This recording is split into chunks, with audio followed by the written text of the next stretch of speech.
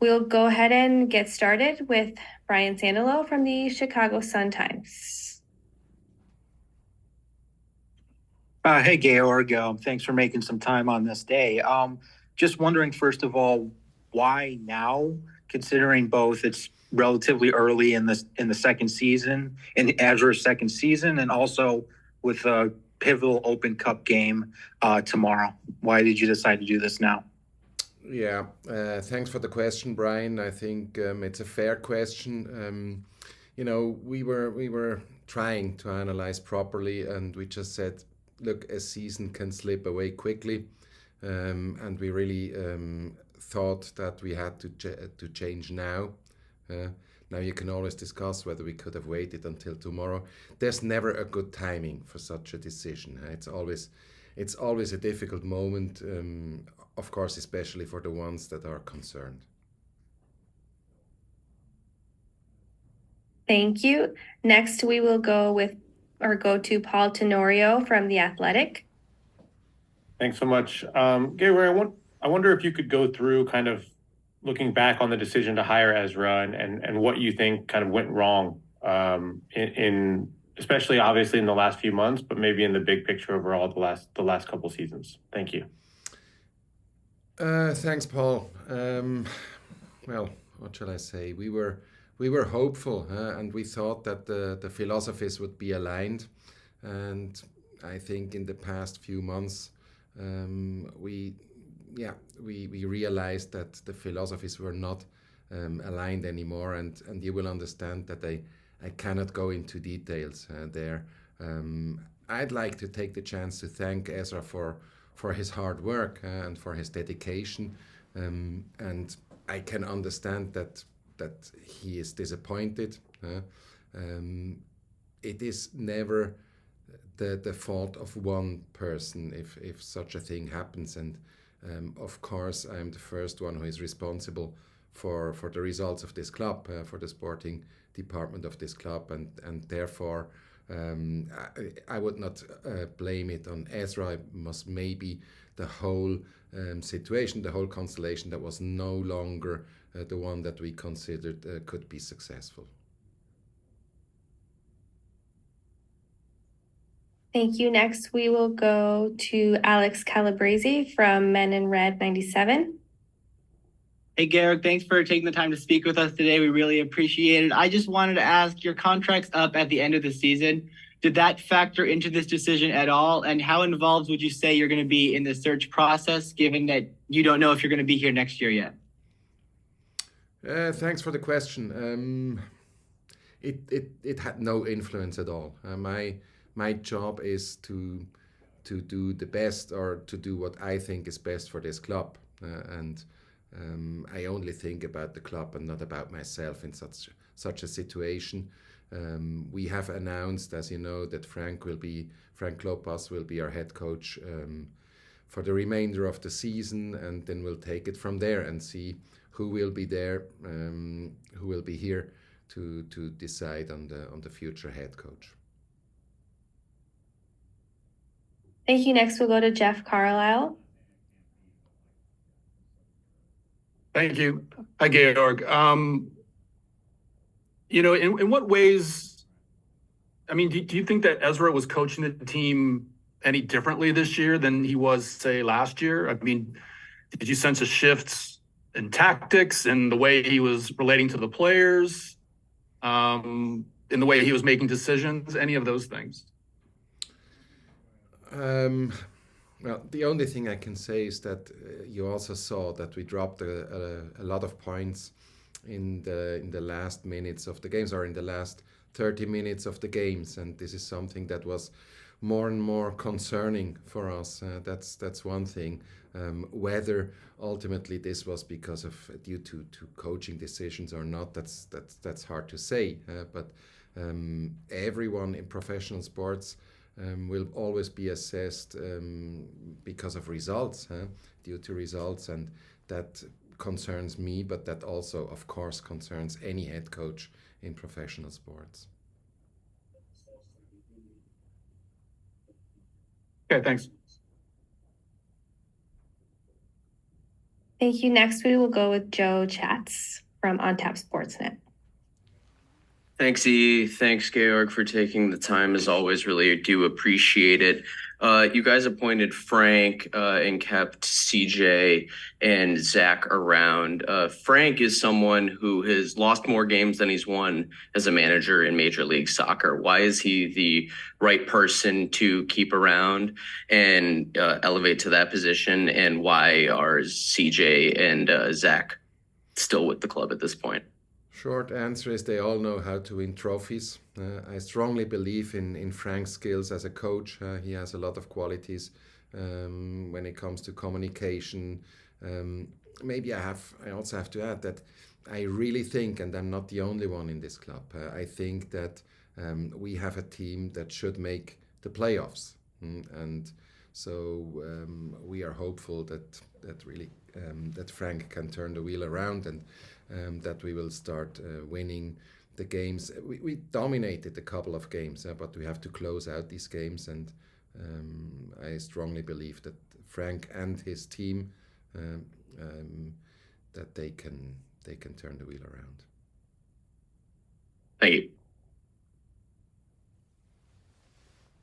Thank you. As a reminder, please use the raised hand icon if you have a question. And now we will go back to Brian Sandalo. Sure. Thank you, E. There's a summer transfer window coming up, and you guys still have one open DP slot. And as Alex mentioned, your contract, you're up at the end of the season. Will you be looking for a designated player this summer, knowing that designated player could outlive your tenure with the Fire? Will I not? I didn't get that right. No. Will you be going for a designate? Will you be looking for a designated player this summer? Most probably, even yes. considering your most probably, contract. Yes. Most probably, yes. Do you think that's a wise move for the long-term future of the club, though, considering your contract situation? Well, I don't think I need to answer this question, Brian, because I'm not the one who should answer this question, and you know this as well as I do. Thank you. Next, we'll go with Russell Wifey. Thank you very much for your time, sir. First of all, I want to find out why, after selling Durant to Aston Villa and Solanani to Chelsea, Chicago Fire is sitting on north of $30 million, right? So why has the club failed to invest these huge sums of money into the club? That is my first question. The second question is, fans are agitated about the services of Shaqiri. Personally, how do you feel about his performance? Thank you. So I'll start with your second question. No, of course, Sheridan is not happy with his performances, and everybody must improve. Every player must improve, especially the designated players. I understand this, but on the other hand, both of them also were injured, which is always a difficult situation for a professional athlete. And if you cannot perform at your best level due to an injury, this hurts. This hurts the team also. That's clear. So everybody must improve, and this includes, of course, Shaqiri.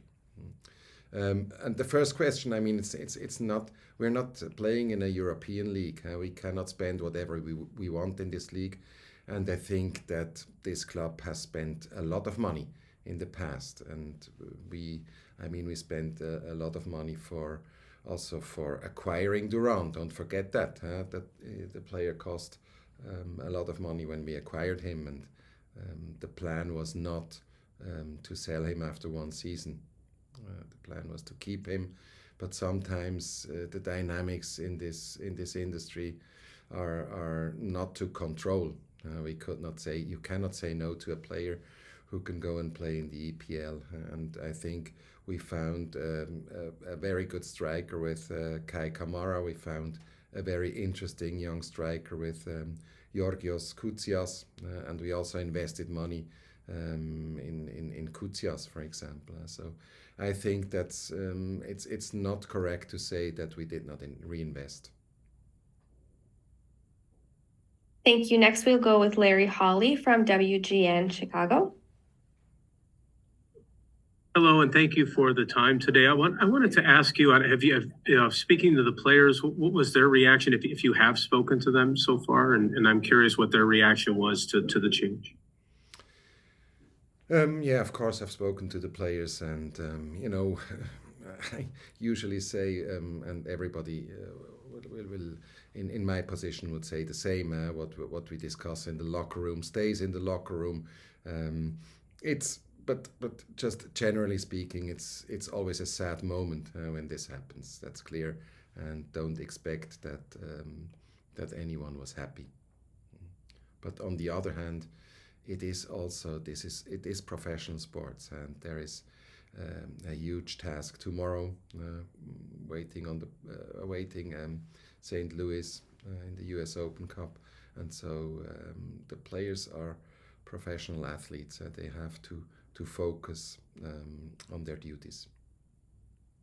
And real quick, if I can have a second, I'm curious. This is the second time since you've been here that Frank has taken over at the manager spot. What are the things that you see in him, or the characteristics that you see in him that make him think not only he's a good fit back then in 2021, but also here to try to get the team back to the playoffs? Well, he knows the league. He knows the league very well. He knows our players. He's been part of this coaching staff for a while now. The coaching staff is always has a say when it comes to the roster building. So he knows all the players really, really well.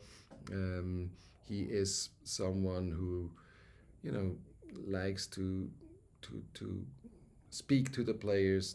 He's a positive person. He believes in the players.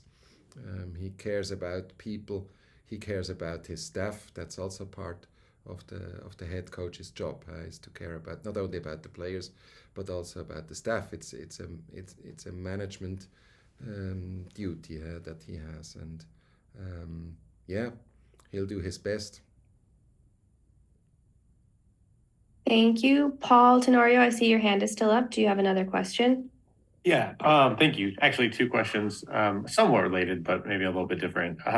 So bear with me. The first would be, was this move done this early, maybe to see, just how good this roster is? Obviously, there had to be some level of maybe thinking you guys were underperforming where it could be.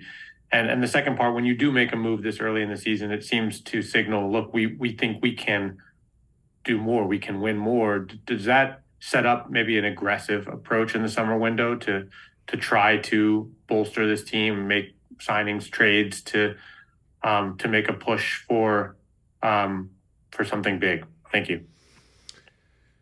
To change the coach early might look a bit aggressive, but on the other hand, you also want to provide the new coaching staff with enough time to also implement their ideas. So that's definitely one of the reasons. Then I think, but that's my personal opinion, that the table does not reflect the strengths of this team. I think we are much better than we look at the moment, which also is a good segue to your second question, because no, probably not a very aggressive and not a very busy transfer window in summer for us, because we believe that this team basically is strong enough to make the playoffs. Of course, everybody knows, as I think Brian mentioned, we have a DP slot open, and we will of course discuss with the coaching staff and see what we can do there. Jeff Carlisle, I see your hand is up. Do you have another question?